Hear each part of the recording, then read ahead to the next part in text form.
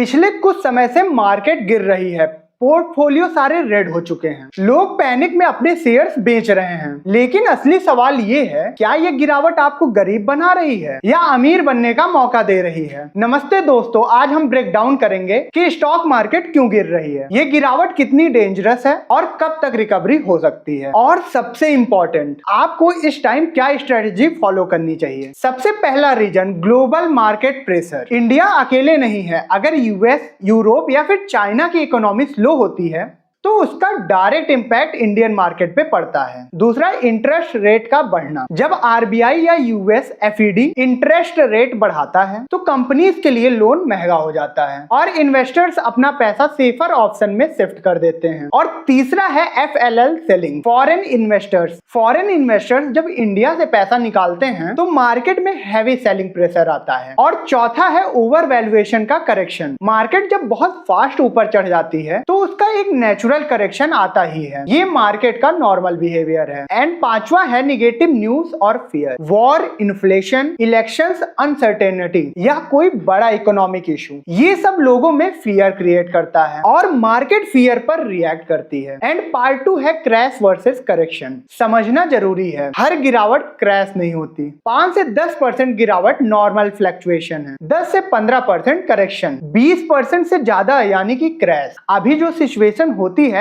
ज्यादातर टाइम वो एक हेल्दी करेक्शन होती है जो वीक इन्वेस्टर्स को बाहर निकालती है और स्ट्रॉन्ग इन्वेस्टर्स को एंट्री देती है। पार्ट 3, स्मार्ट इन्वेस्टर्स क्या करते हैं। जब मार्केट गिरती है, दो टाइप के लोग होते हैं, एक जो डर के सब बेच देते हैं और दूसरे जो क्वाइटली बाइंग स्टार्ट कर देते हैं। स्मार्ट इन्वेस्टर्स क्या करते हैं, एसआईपी कंटिन्यू रखते हैं, लमसम एक बार में नहीं, ग्रेजुअली इन्वेस्ट करते हैं, क्वालिटी स्टॉक्स पिक करते हैं, चीप स्टॉक्स नहीं, कैश रिजर्व रखते हैं फ्यूचर अपॉर्चुनिटीज के लिए। वॉरेन बफेट का एक फेमस रूल है, be fearful when others are greedy and greedy when others are fearful. और ये लाइन आज के टाइम पे परफेक्टली अप्लाई होता है। एंड पार्ट 4, मार्केट कब तक सही होगी। ये सबसे बड़ा सवाल है कि कब रिकवरी होगी, लेकिन सच ये है कि एग्जैक्ट टाइमिंग कोई नहीं बता सकता। लेकिन रिकवरी कब आती है, जब इन्फ्लेशन कंट्रोल में आता है, जब इंटरेस्ट रेट स्टेबल हो जाते हैं, जब एफआईआईज वापस बाइंग स्टार्ट करते हैं, जब इकोनॉमी में कॉन्फिडेंस वापस आता है। हिस्ट्री देखो, 2008 क्राइसिस, 2020 कोविड क्रैश, हर बार मार्केट गिरने के बाद स्ट्रॉन्ग कमबैक किया है। पार्ट 5, आपको क्या करना चाहिए। अब बात आती है सबसे इंपॉर्टेंट चीज की, आप क्या करें। पैनिक सेलिंग बिल्कुल मत करो। अगर लॉन्ग टर्म इन्वेस्टर हो आप तो होल्ड करो,